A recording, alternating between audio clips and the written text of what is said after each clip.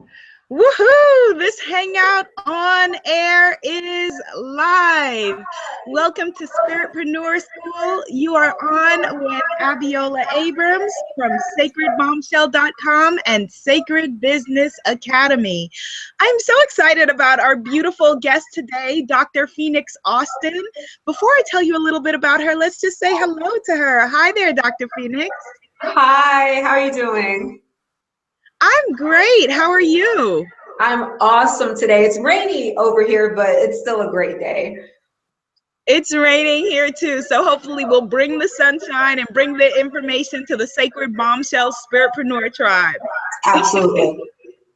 Well, Dr. Phoenyx Austin is a fitness specialist and the #1 best-selling author of That's Why We Get Fat. And if you love it, it will grow. Dr. Phoenyx earned her bachelor's in psychology from the University of Florida and her doctorate of medicine, MD, from Meharry Medical College. Dr. Phoenyx has been featured in major publications as well as networks from ABC to Fox, News 1 to Radio 1. You can connect with her throughout social media where she is rocking it. And we are excited that this conversation is about her brand new book, a children's book named Love Your Hair. How exciting. Yes. So Dr. Phoenyx, we just heard your official bio. Now tell us in your own words who you are personally and professionally. Congratulations on the book. Well, professionally, I'm a fitness specialist, like you said, a certified sports medicine specialist, as well as an author, and I am a communications consultant. So basically my job is to work out, be healthy, and share fitness and healthy living advice with the masses. That's what I do. And then personally, I'm just someone who, loves this stuff, just loves being healthy, being well, being fit, writing, just putting out some great positive energy and some positive information for people. Well, you are rocking it. I have to say that I did a deep dive into the world of Dr. Phoenyx and checking out your videos and your wonderful writings. And as I said before we started, to me, you are really a next level beauty guru that is bringing all of your scientific knowledge and your human knowledge to just the world of beauty. And it's exciting. Thank you so much for doing all you do. Oh, thank you so much. I really appreciate it. I'm so humbled because it's in the beauty arena. These are so many people that I follow, like yourself, people also like Afrobella, just tons of folks. And it's really humbling to me to be in the presence of folks like that I've been following and just really, really enamored by. So thank you for that. Oh, you're welcome. Well, we encourage our audience to ask questions by pushing the Q&A button if they are listening live. Meanwhile, as we begin, do you have a womantra, as I like to call it, an affirmation, an inspirational quote, or guiding principle that you'd like to share? One of my favorite quotes, it's a quote that I read regularly, it keeps me centered, is by Bob Dylan, and it's everything passes, everything changes, just do what you think you should do. I absolutely love that quote because when I'm a very introspective person and I tend to analyze a lot, and sometimes you can think things so much instead of acting and lose that moment. So I love that quote because it keeps me centered. Yes, that's a great quote. Let's have it one more time. Everything passes, everything changes, just do what you think you should do. Yes, okay, that's great. That's a wonderful one. I tell people often, the most simple mantra is this too shall pass, which is basically what this is saying. Yeah. I love that quote because, this too shall pass. I like that too, but every time I've thought of that quote, this too shall pass, has been like through a period where it's like I wanted it to pass really fast, something bad happened. Whereas the Bob Dylan quote for me, it's kind of like it's a carpe diem type quote, and it's just like, look, 50 years from now, 100 years from now, time will be gone, you may be gone, and you really need to seize the moment now and just, stop hesitating and just act now, because everything is going to change and you're going to lose this moment, the momentum of this moment. So, yeah. Beautiful, beautiful. Well, this series is called Spiritpreneur School. And my job is, as a self-love coach, self-esteem coach, the midlife for your inspired life, is to help to present create this place where spirited entrepreneurs connect. And I'm excited to share outstanding individuals doing extraordinary things on the road less traveled. Do you feel like you found your purpose and answered your calling? Absolutely. And it's the coolest feeling to do what you absolutely love and what you're totally passionate about, and have people positively respond to that and get motivated, get engaged with you. So yeah, I absolutely am in the place that I want to be. I've been working towards that, and I'm very happy, that I'm doing what I love and that so many people love to receive what I'm putting out there in the world. Yeah, it's really, and you can tell when you're looking at someone who is living on purpose. You just look like a woman who is in alignment. And so, what inspired you to do your own thing? How did you get started on this path? I think I remember reading something on your blog about you feeling kind of a contradiction between being an unhealthy medical practitioner and presenting information and wanting to walk your talk. Yeah, the whole, the journey to becoming an MD, to getting that credentialing, it's definitely trying, and not just the academic, the mental sense, but also physical, because you're being put under such a heavy workload. You're being, basically in charge of caring for so many different people, patients and whatnot, that you can sometimes, and oftentimes what happens with practitioners is they end up putting their health to the wayside to deal with, the day-to-day grind. And as a medical student, that's when it all begins. So I started experiencing that disconnect with myself as I was in medical school and then getting ready to enter residency. It was just, I really was at a point where I was just like, wait, I wanted to do this. I wanted to share information. I have a passion for health, but this career, the way things are going, is not aligning with my own beliefs. It's like, I would see a patient, I would tell them about the importance of exercise and diet, but then I was overweight,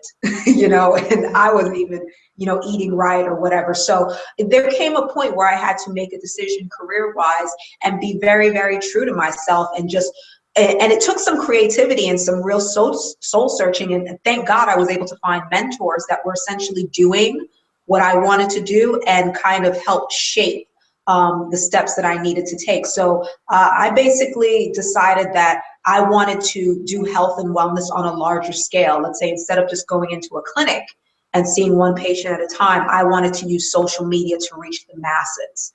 So that's what I've essentially shaped my whole career into. So I'm taking health and fitness into the communications realm. And, that's what I do, and I absolutely love it, and it fits my purpose. I'm still able to remain true to what I believe in, because these are topics that I love, that I can talk about ad nauseum. And, it's definitely things that people need to hear. I hear that a lot when I do YouTube videos and people comment. They say, I guess, going to the doctor, it's only like a 15-20-minute visit, and you've got so many questions. And oftentimes those questions can't be answered, but they're able to come over to my YouTube channel and get really educated on a ton of fitness topics and nutrition topics. So I feel like, I'm still doing what I want to do, but I'm doing it on a larger scale. And it's a lot more fun. It actually gives me more flexibility, because I can shoot a video from anywhere. I can talk to you here, and there would have been limitations if I'd gone other routes. Yes, I'm just excited by both the offerings that you put out into the world. I urge everyone to subscribe to Dr. Phoenyx on YouTube. Her videos are amazing. And as she said, very helpful, practical, real world advice about things that we want to know. But also, being that this is Spiritpreneur School, an exciting thing for everyone who's watching this is that Dr. Phoenyx is really living what we talk about, that you really can take your passion, and you're in a world now where you have direct access to your audience, to your tribe, and so then you can be of service and really create your own brand and your own platform. And so it's beautiful to watch you do that. Yeah, it's amazing. You know what? I get emails constantly from medical students, Mm-hmm. from people getting ready to graduate, people in residency that want to know how I started doing what I'm doing, you know, because they're really inspired by it. They're passionate about health and wellness too, but they want to be able to do things with as much flexibility and fun that I get to do it. And I tell them, you know, we're in an age technologically where you can create whatever career you want for yourself. That's the amazing thing. I mean, economically, yes, we're having issues and whatnot, but technologically, there's absolutely no limitation to what you can do career-wise. And I love social media for that. I absolutely love it. Me too. That's what this series is about, you know, being able to turn your passion into your livelihood, and just how wonderful it is that we are in this current place and time. Like, that is an incredible blessing and an amazing thing. Mm-hmm. Well, I want to talk about your current new book, Love Your Hair. It is gorgeous. Let's show it. Let's talk about it. Tell us about it. What inspired it? Beautiful. Yay! It's really the applause. Woo! So this character, this is little Phoenix that's on the cover. This is the cartoonization of me. But yeah, Love Your Hair is the follow-up to If You Love It, It Will Grow, my hair care book. And I've always wanted to do a children's story, and I have been mulling over different ideas, and it was crazy because I sometimes get inspiration just random, like something will pop in my head at the weirdest times, like when I'm exercising. That's why I love to exercise, because my energy just starts flowing as I'm exercising, and something will pop in my head. And I was actually jumping rope one day, and Love Your Hair popped in my head. And because you're always hearing people say, oh, I love your hair. Like, I'll see them like, oh, I love your hair, love your hair. And it was this new year going into, 2015. So it was late December, early January where it popped in my head. And I sat down and I wrote the book in 2 days. And then I got to work, because I'd never done a children's book before. And I knew illustration wise, because it was so important for me to put out something beautiful. That the character needed to be super cute, the book needed to be super cute, and I wasn't familiar with the whole process of illustration. So I wrote the book and I immediately got to work on interviewing illustrators. And I mean, that was the most burdensome of it. It took me about 2 weeks to find an illustrator. And once I did, I was like, let's get to work on this, because this book has to come out spring. It absolutely can't, and typically a children's book can take months to illustrate between the going back and forth. But I was just like, this is what we're going to do. If we don't sleep for the next couple of months, we're not going to sleep, but it's coming out. My illustrator, he laughed at me. He was like, you're out of your mind. But I was like, yeah, this is what we're going to do. And he loved the concept of the book, and he got down to it, and we knocked it out. So the book is here. It's going to be coming in about a week, the 17th. It'll be an official release on Amazon to go get it. But the idea for it was something for little girls, because If You Love It, It Will Grow is for, women. Women, we can, read and appreciate the hair care advice that I give them. I wanted something for little girls to just get them while they're small. They're even, they're looking around, they're seeing the imagery, and maybe they don't see people that look like them. They don't see women that look like them with the big, kinky, curly hair. And you already start formulating those ideas in your head that you're not as pretty as what the standard of beauty is being projected. So I wanted something from, from little girls, little brown girls, to start seeing like, look, you need to love your hair. I want to start putting that energy, that message out there from when they're tiny. So that was the whole purpose behind this. And I'm so glad that book came. I don't know where it came from, but it came from some greater being, and I just rolled with it. So here we are now with Love Your Hair, and I'm really excited to share it. Well, thank you. Thank you for creating this book. I have a new baby niece, Miss Ava Abrams, and I'm gathering children's books for her. She's like 9 months old, but we've already been reading her books, and when we find books with like a little brown girl, we're like, oh, okay, brown, brown. And so, yeah, so thank you for creating this for not only our future, daughters, should we have them, but for, our nieces, nephews as well, because it's important. It's really important to be able to look at books and see your reflection and your beauty, like that is an important part of self-esteem building for children. And beauty is not a trivial thing in that way at all. Yeah, it really is so important. And as I've grown up, reflecting back on my hair story, when I wrote If You Love It, It Will Grow, because the intro to If You Love It, It Will Grow was like an autobiography of my hair story. So I had to get really deep, and there were places that I revisited that hurt, that were painful, when I thought back to why I never wanted to wear my hair natural, things that I went through. And I really wanted to put something out there in the world for little girls to just, that they would get this book and just love it and see themselves in it and never ever again question how beautiful their hair is. Yes. So. Thank you for the little girls and for us big girls, because we need our beauty reinforced as well. So thank you. Absolutely. Well, I love that you shared your hair story and also your fitness story, because I had a very similar situation where a few years ago I realized that I needed to get healthy, because I was telling people, as a coach, like, talking about self-love and being well to yourself, and I wasn't healthy myself. And I actually was going to a coach, and I would sit there and then not do anything that she said. And I realized that it was because I had deeper issues that I needed to attend to, and lost 55 unhealthy pounds. And so I really relate to everything you're saying about being able to step into and love your body. And when you're feeling good in your body, then your brain can go on to other things to be about the work that you're here to do.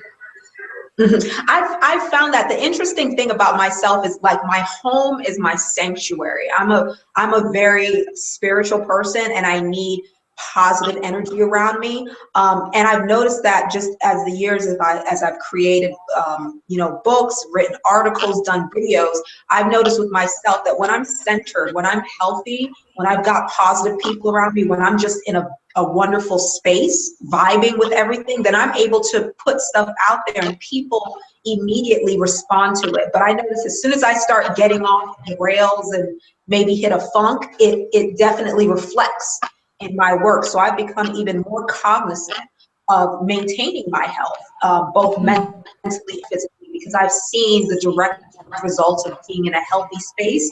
You are able to create great stuff for people, and people respond to that. So I think it's very important. Like, I believe in, you got to walk the walk as much as you talk the talk. And I can't fake it. I've noticed that with myself. I can't fake being happy. I can't fake being energetic. Like, you are going to see it. If I'm talking about something and I'm ecstatic, it's genuine, ecstasy that's coming across. It's not faked at all. And I get you on that. Like, I guess we're the same type of person in that sense. Just some people, they need to feel it before they can put it out there. Yes, 100%. And I think that, as you said, that self-care is so essential for caretakers, caregivers, people who are in the world empowering other people, that there's something called, that I'm sure you're familiar with, the wounded healer, syndrome, where people are trying to help and heal others, and they're broken. And it's like, that's why they say, physician, heal thyself, woman, heal thyself first. It's so key, so important. And it's also, it garners a certain respect, because I remember when I was practicing, and a patient said this to me one time, that, she was saying how she saw a previous physician, and the physician was telling her that she needed to lose about 30 pounds, but then that doc was overweight himself. And she was like, why should I listen to this person? They're not even in shape, and that resonated with me. And I've always remembered that, because it's even more incentive for me to stay on point, because I know there's so many people watching me, looking at me. And yes, that motivation needs to come from within yourself. But I know that me being healthy, me being fit, me being happy helps motivate people indirectly. So it's even more incentive for me to stay on point, because I know I'm being looked at and I'm being judged to a certain extent. Like, is she following her own advice? Yeah. So Thank you. Thank you for sharing with us that personal moment. It's helpful to hear that I had like a kind of, turning point moment like that as well. I was literally, Dr. Phoenix, on a talk show giving advice, and the producer, she thought she was giving me helpful advice, and she was, God bless her, but she was like, we can see your stomach sticking out, suck in. And I was like, am I going to sit here giving someone advice while I'm sucking in? And I was just like, all right, girl, you got to get it together, because this is not cutting it. This is not the way. So I wanted to, madness. I wanted to switch gears a little bit and just talk about dealing with critics and naysayers and rejection, which is a part of life. And unfortunately, for some spiritual entrepreneurs, we tend to be highly sensitive people, very introspective, highly sensitive people. And that criticism, that rejection can stop people in their tracks. Have you ever had any challenges dealing with rejection, negative energy, or criticism? If so, or if not, what's your advice, and how do you deal with people who don't like your ideas or people who reject what you have to offer? Well, that's the funny thing. I mean, growing up, my mom used to say, and she still says to me, because I'll just be frank, I just don't care. So I really genuinely don't. And that comes from me being I have a mission, I have something that I'm passionate about, and I'm going to talk about it regardless, and I'm going to live my life unapologetically. I just don't care. So, I have conversations with my mom, with family members sometimes that I'm close to, and they'll tell me, they're just like, man, you just like very just, surgical almost. That's where, I'm a very introspective, I'm a sensitive person, but I'm also very pragmatic. And I feel like, you know what, the whole world isn't going to love you. It's not realistic to think that way. There's going to be people who are down for you, and then people who just don't like you. And it's not because you're not saying something that's correct. It's that they may have issues with jealousy. They may have issues with envy, whatever. Who knows? I mean, I don't have the time in the day to sit down and worry about every single person that don't like me. All I'm worried about is what I enjoy doing. And, that's really, it's funny to me because I have encountered people directly and indirectly who have thrown shade my way, who have thrown negativity, and I'm just quick to keep it moving. I don't even engage that because there's only so much energy that you have. And if you stop to give stuff like that your energy, you're taking energy away from the project and the passion that you have. So I'm very, very pragmatic when it comes to that. I look at it as simply as either you're with me or you're not. And if you're not, keep it moving. And this train is going to keep going whether you want to get on it or not. So that's how I look at it. And I think more people need to view life in that sense. I know it's hard, especially as a woman, sometimes because we are nervous, because we tend to want to, and we're always looking, at how could I have done this better? Maybe I could have, formulated this relationship or treated this person in this way. But at the end of the day, I really feel like you have to choose yourself. You have to remain true to yourself. You can't be straddling the fence and worrying about every single other thing that's going on or how people perceive you. It'll drive you absolutely crazy, in my opinion. So I get it. I get how someone can, be so sensitive and it would hurt their feelings. In that case, I would say, don't put your energy into focusing on that negativity. It's going to come. The negativity is going to come. There's no way you can stop it. You just have to anticipate that it's going to come. And when it comes, you do your little, deflection of it. I don't know what the word is. I actually just got a brain fart right now. But, little mental Tai Chi. Yes, move. your Wonder Woman. Bing, bing. Just bring it back in. Yeah, just, deflect whatever, and just keep it moving because, you have a greater purpose, and you really will get derailed if you're just constantly worrying about whether everybody likes you, and everybody won't like you. So. And you don't like we don't like everybody, so I think everyone should like you. Exactly.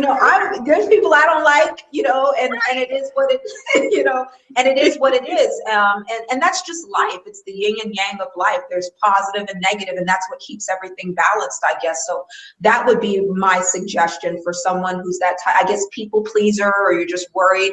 I think in getting to know yourself and becoming more true to yourself, then you just naturally stop caring about what other people think of you. Well said, well said. And I just want to tell people there's a bonus video if you go to YouTube, actually, that I posted last week about people pleasing. And it's a great supplement to everything that Dr. Phoenyx just said so eloquently.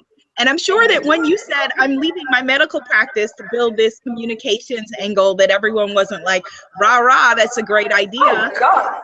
There were some people that, to my face were just kind of like, and that's the cool thing about it. That's why I don't worry about what people say, because I'm so confident in that sense that I'm going to keep going. Like I said, this train is going to keep going, and either you want to get on it or you don't, but we won't be backing up for you to jump back on once you see where it's going to go. And there were some people who definitely weren't encouraging, in indirect ways or direct ways. And it's funny because some of those same people have reached out to me, wanting to know how I'm doing what I'm doing, because they want to get out of, clinical medicine, or they want to pursue other ventures. And it's always funny to me. I think a lot of times when people literally take time, I've never been the type of person, and I actually turn people away from me that I just don't have time for that kind of behavior, or that type of energy. And whenever someone is very gossipy or talkative, I get them away from me. And these were individuals that did that. And I guess, instantaneously, I was just kind of like, okay, let me move this person to the side and keep moving. But they reached out later, and, some were apologetic, actually. Some were just like, yeah, I said such and such, and I'm sure it got back to you. But, I think a lot of times people not encouraging you to do what you want to do, it's out of fear, because they in themselves think they couldn't do it. So naturally, because of the ego, I want to tell you, you can't do it, because, our own ego, sometimes we don't want to accept that somebody else has the capability to do something that we can't do. So for some people, the natural tendency is to say you can't do it because it makes them feel better. And I'm not that type of individual. Well said. I realize that I have my limitations. I'm not perfect. There are things that you do wonderfully that I couldn't do at all, and that's fine. My own lane, and I have my own space that I am very happy operating in. But yeah, there are definitely people who were naysayers, and they're watching from afar and they're amazed. And in some ways it's a nice pat on the back to me. I like it. I don't gloat too much about it, but I definitely feel like if someone's going to tell you no, then you need to question why this individual is telling you no to begin with. And if you really are passionate about this is what, that voice in your head is telling you, then you need to go full steam and be so delusionally confident in yourself that there is no option, than to succeed, and it will happen for you. I mean, that's my line of thinking. I am so confident in what I want to do that it doesn't matter. And I'm so centered that I don't worry. I know there's people saying, or maybe there's people watching, waiting for me to crash and burn. I don't know.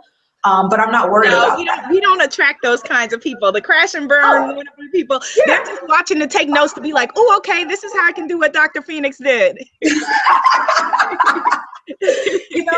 Either way, it's like I'm just so happy in what I'm doing, and I'm always thinking and always allowing myself the opportunity to grow and evolve. I think that's important too, because I've had setbacks. I've had things that have happened, where it didn't happen exactly the way I planned it, but you always have to be stealth, and you always have to be thinking. It's like chess. Okay, you've got to have moves way, way ahead and be willing to reinvent yourself and evolve. That's the whole purpose, I think, of being here on this planet, is to grow and reach that echelon.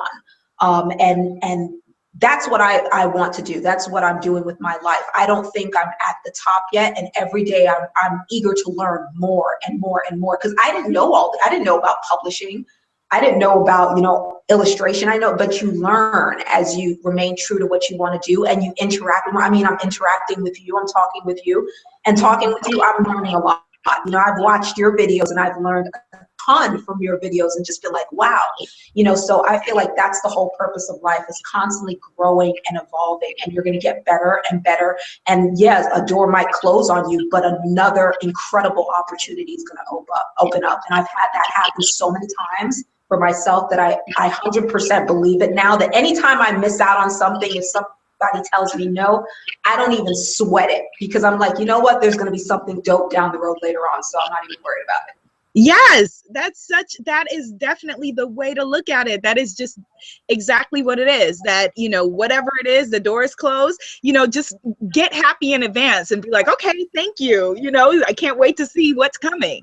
Yeah, exactly. That's the way I always think. And if you maintain, it's the law of attraction is what it is. If you maintain that positive energy and that positive thought process, you're always going to draw in opportunities. And it's happened so much for me now that I have no other choice than to believe it, it's always going to turn out that way. Yes, and it's really exciting once you start to then come in alignment with your vision and in alignment with just your highest and greatest good. You know, when you're living on mission, Yeah. as you are, and living on purpose, it's a really, really beautiful thing to witness and to live. And so along those lines of us, you know, being able to learn from each other, before we get into the brass tacks of your business, I would love to talk about mentorship. That one of the reasons why I created this series, Dr. Phoenyx, is because I've heard many women entrepreneurs or creative people, you know, writers, etc., talk about lack of mentorship. And with this series, they are now being mentored by you, by me, and they can go deeper by contracting your services, contracting my services. Are there any mentors who have had a massive impact on what you're currently doing and who you've become? Absolutely. Starting from medical school, the former dean of my medical school, she since has passed of breast cancer, but she was one of my first big mentors, and big female mentors, which I think is really, really important as a woman. I have male and female mentors, but there's something that a woman can bring to the table that a man just can't, as another woman, that she can really understand where you're coming from. So she was my first Dr. Pamela Williams. And I absolutely love her. There's not a day that goes by that I don't think of her, because she was one of the first people that I started speaking to privately about my ambitions. Because from when I was a medical student, I was already gearing up to branch into communication. So I was formulating the plan from there. And I was talking to her about it as a third-year medical student. She was all for it. She was like, go hard, you know, go for it. I was telling her about books. I love writing. And she was like, start doing it. You're going to do it. And she passed away shortly after I published my first book. But yeah, starting with her, and then through my life, I've been able to meet other people. And the crazy thing about it is, I don't think I would have been able to meet those people if I would have stayed on the path of, you know, practicing medicine, because a lot of the people that I met have been outside, you know, more in the communications and the entertainment realm. That's where I've met a lot of these people. And then even just in general fitness and about it, I've even seen back and reflected, like, you know, being genuine, being authentic about what my purpose is, that led the mentors into my life. So I think it's really important to have mentors. I try to help as much as I can. My life is incredibly busy, but I do get emails all the time from young girls, especially medical students, people that are entering MD, PhD programs, that see what I'm doing and they really want to do the same or something similar. And unfortunately, within, you know, academia, there's not many people that are doing the same thing. So they're looking for someone to guide them. And I'm always about helping folks, because it you know, it's no different than a counselor, you know, helping guide you, I guess, to your happiest state.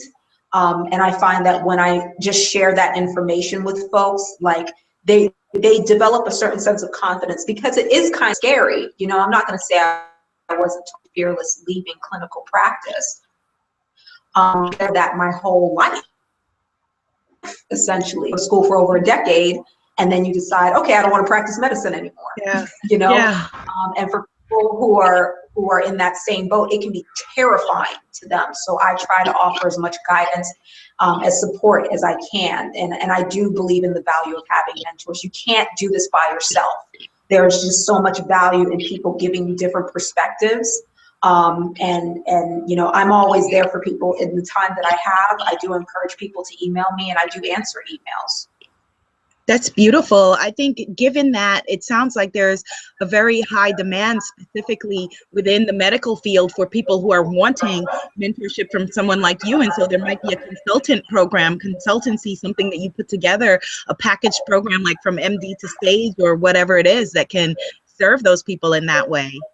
Yeah, I've actually thought about it, about doing something like that. I mean, I've had like students from Howard reach out. I've done a couple talks at Howard, but yeah, it's definitely something that I'm visiting, putting together more of a formal kind of mentorship opportunity for folks who, you know, want to go an alternative route, who still want to do the health and wellness thing, but they want to do it in a different way.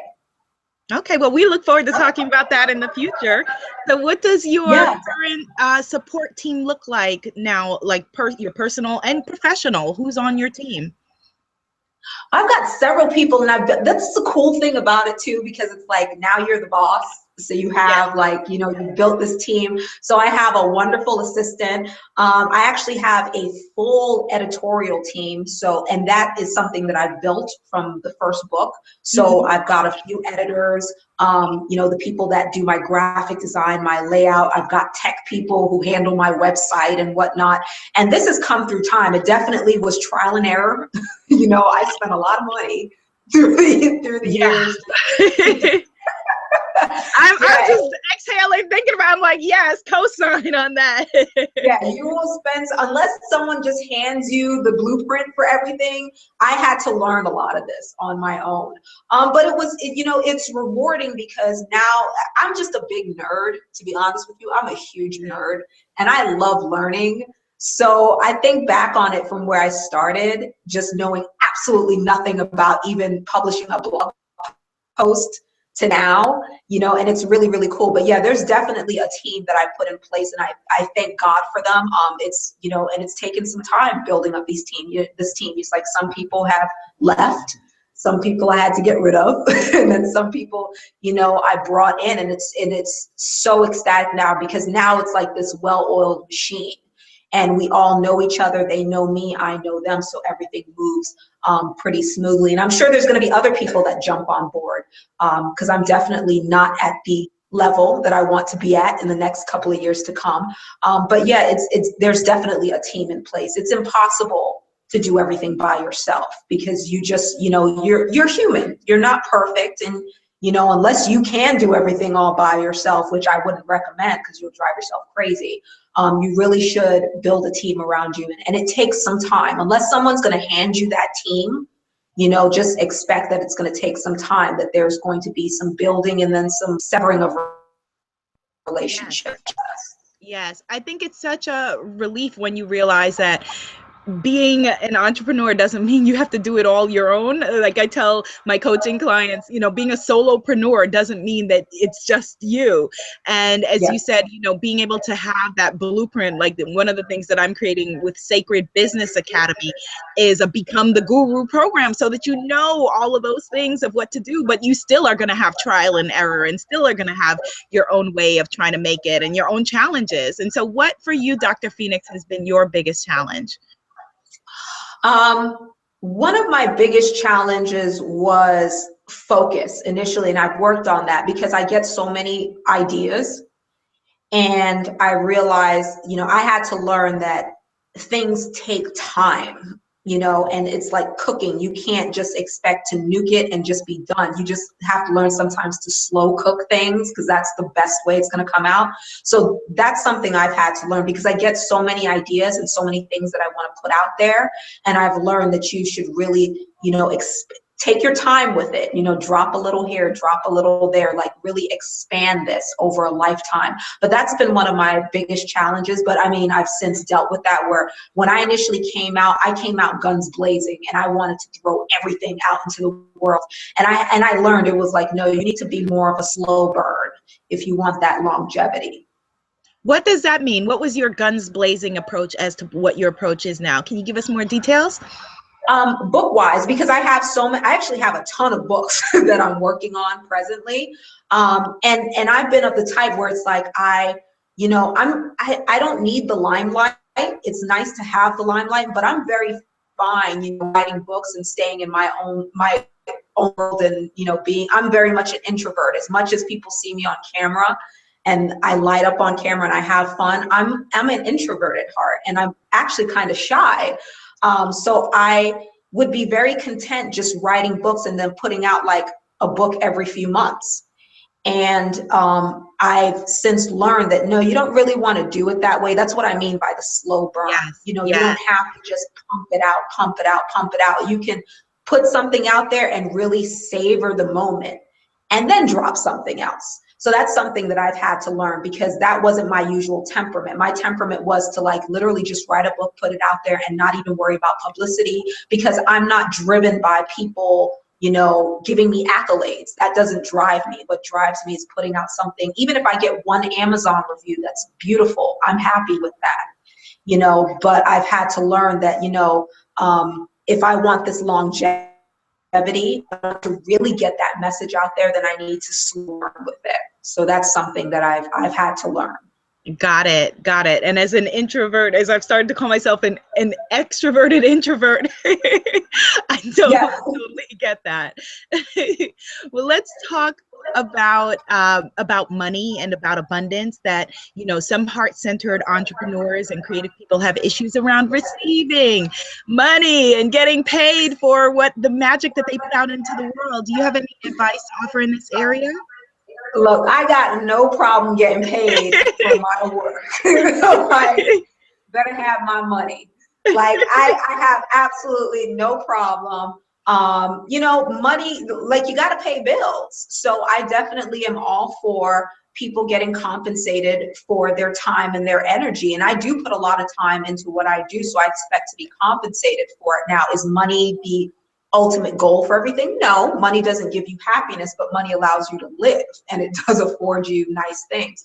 So I definitely feel like you should not have any qualms about, expecting to be paid for what you bring to the table. Mind you, there are certain opportunities that have been presented to me where I wasn't going to be paid, but I knew long-term, bigger picture, that this was going to be a lot more valuable than a check.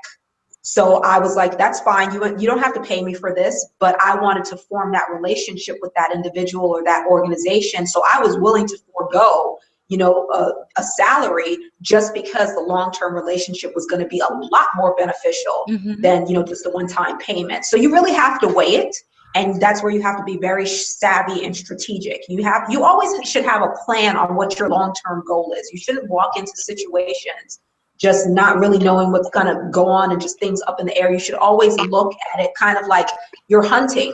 I always look at it as like you're hunting. This is, you're Moby Dick and you've got the harpoon, and, what is it? Like, is it worth it to just, harpoon it right there? Or is it worth it to just kind of wait and let things kind of, savor the moment a little bit and let the relationship build, and then you go for the big kill? Is like how I like to think about it. So I would say that's how I would approach it. Don't always think in terms of money. Like, what am I getting out of this right now? That's instant gratification, and instant gratification will mess you up big time if you develop that type of personality where you feel like you always got to get it now, because you have to be patient. As an entrepreneur, we tend to be impulsive, I think, as entrepreneurs, but then you have to have a balance of the impulsivity and patience. Yes. And what you're speaking to so well is the idea of multiple currencies, which, makes sense, not only multiple income streams, but multiple currencies, multiple ideas of currency. So how does business planning work for you, Dr. Phoenyx? Have you used a business plan, vision boards, mind maps, or other goal-oriented systems? Oh, I love vision boards. I absolutely love vision boards. I got my whole wall in my bedroom is like a vision board. I just go in there and I stick up things that inspire me. And yeah, I'm a very visual person. You know, so seeing something consistently every single day does keep me on track. So I'm a firm believer in vision boards. Business plans, yeah, I've had to learn that. I actually contracted with some people, and this is where, you know, the opportunity, like I've had some people client-wise where they wanted to, you know, get healthier, they wanted information, and they wanted it directly from me because they valued and trusted what I was going to do. And these people were very business savvy. Either they went to school for this or they had their own businesses. So we kind of did an exchange of information. You know, I would give them information. They would also give me information on how to, because I didn't know how to write a business plan. I didn't know what to do. So, you know, I definitely do believe in business plans now. Before I didn't so much, but I see, you know, how having something, it's that same kind of being regimented and planning things out. You can't just approach things on the fly and say, okay, I'm just going to sell some product. It's like you have to have the strategy in place.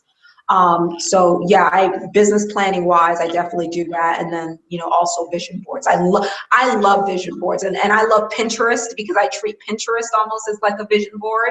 I've got my own little private board on Pinterest where I pin up a ton of things that inspire me.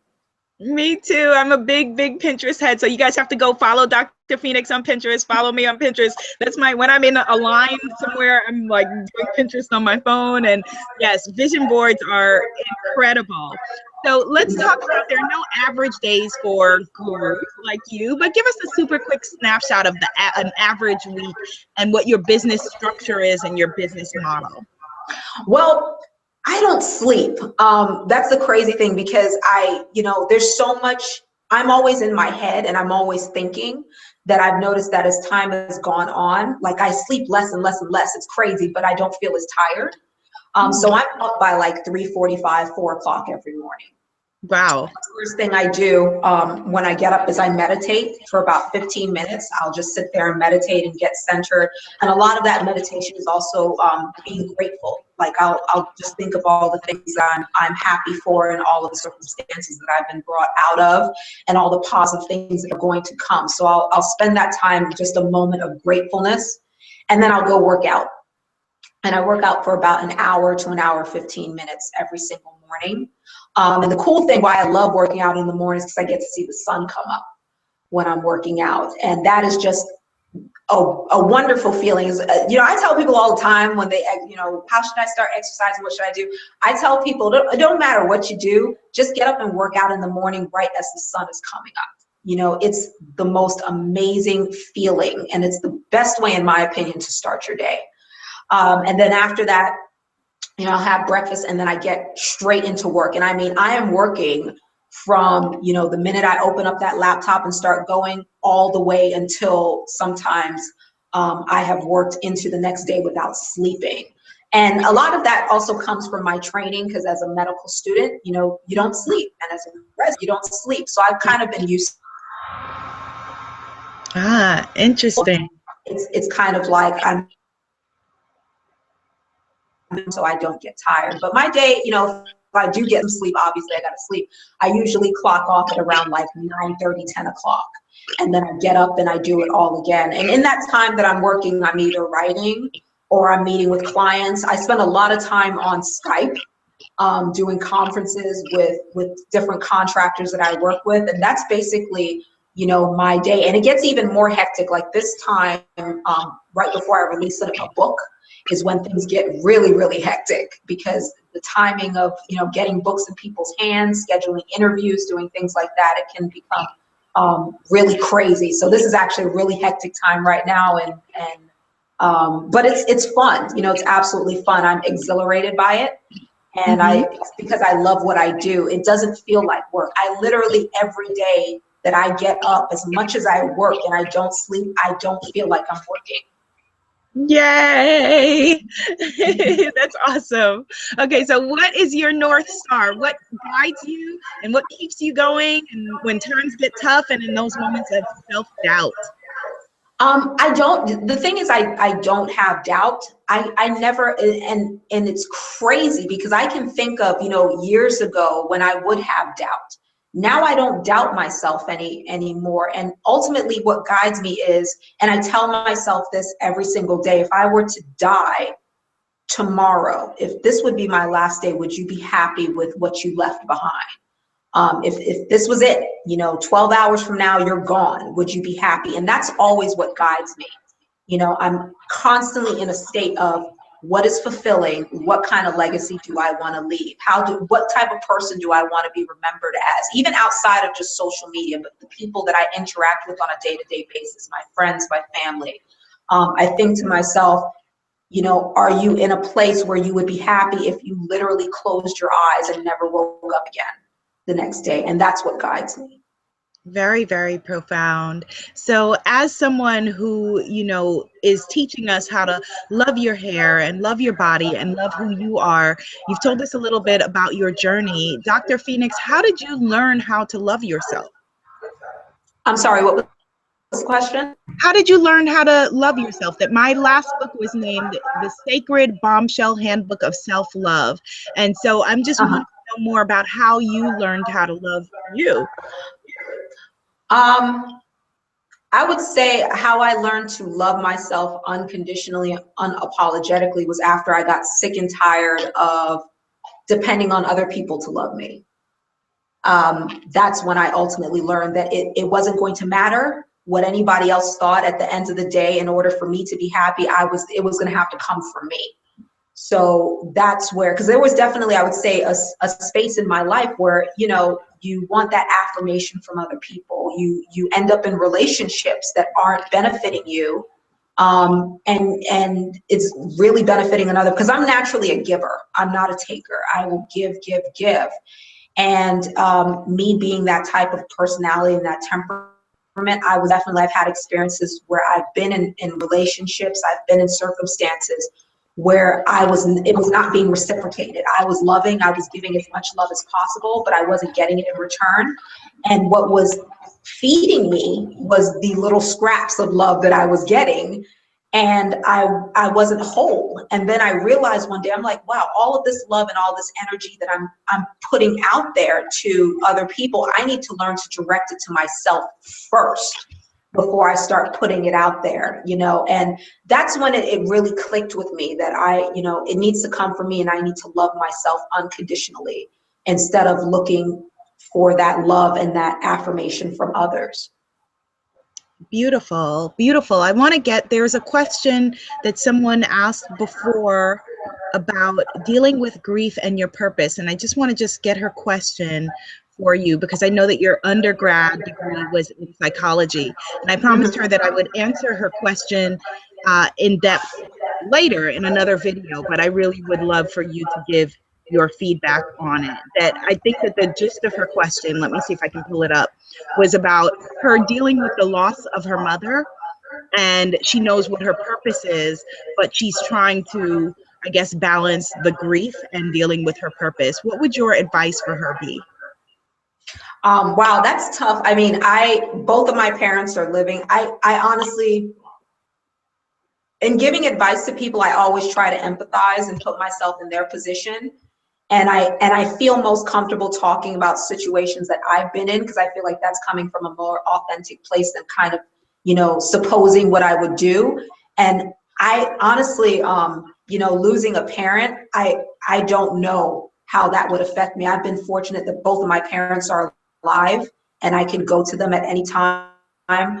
So, I mean, I'm telling her what she should do, to be honest with you, because I don't know what that feels like. But I'll still try to give the answer in the sense that, I mean, I'm a firm believer in you will never be given anything that's too burdensome that you can't handle, and that every opportunity, good or bad, that's presented to you is an opportunity to grow and learn and to get stronger in yourself. And me personally, dealing with grief, like, I've had bad things happen to me, but it's kind of like that saying, everything passes, everything changes. The world is not going to stop, and you can't stop because of some circumstance that happened. It's like, yes, be in that moment and feel that pain and that grief, but you got to get out of bed the next day. You got to keep going, and it will pass. The pain may never completely go, but that's the thing about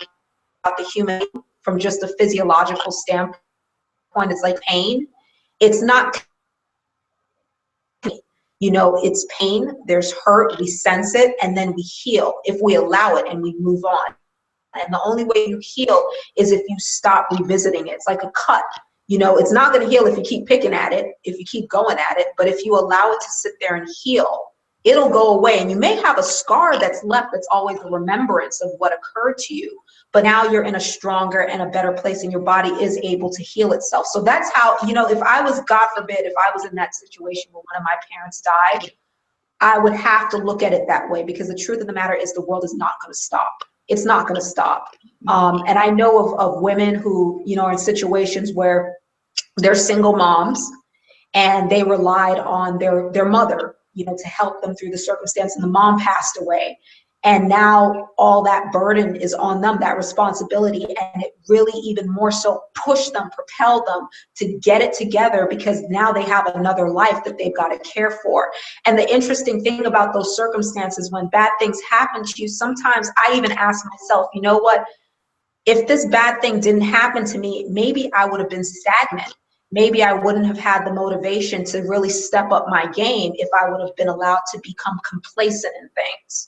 So I tend to look at grief and negative situations as kind of like a jolt to your system, to be like, hey, you need to get moving. You need to get it together, and you need to get to where it is, whatever your purpose is. You need to get it along faster, because, time is not going to slow down and stop for you. So that's how I would look at it. Yes, grieve and feel that, but recognize that tomorrow's going to the next day is going to keep coming and coming and coming. And then one day, you're going to be gone. And what is it that you want to achieve and leave in this life? What is your legacy? You have to always keep it in that sense, because we're not immortal. We're all going to pass. And this just was your mom's time to go, and eventually it will be your time. So in that sense, what is it that you want to do? What do you want to do? Don't stop. Feel that pain, but keep moving. Beautiful advice, and appropriate from someone named Dr. Phoenix about rising from the ashes. Beautiful. Well, Dr. Phoenix, my next book is named The Sacred Bombshell Business Bible, and it's for spiritpreneurs. And I define a sacred bombshell as a woman who loves, honors, and cherishes herself, mind, body, and spirit. What makes you a sacred bombshell? Oh, that's so sweet. Sacred bombshell. I think anyone who's living authentically and who is putting out positivity, to me, is a sacred bombshell. So that, to me, sacred bombshell, what it encapsulates is just positivity and authenticity. And it's really as simple as that to me. And I think anybody can have that title if you are living in that realm. So that, to me, is sacred bombshell. When I see sacred bombshell, I think this is a woman who knows herself, who knows her purpose, and who is putting positive energy out there into the world. Yes, and you are doing that, my sacred bombshell sister. And so thank you so much. I love this conversation. Tell us again about everything in your realm. Let's see the new book again, Love Your Hair. Tell us how people can find you and what they should look for.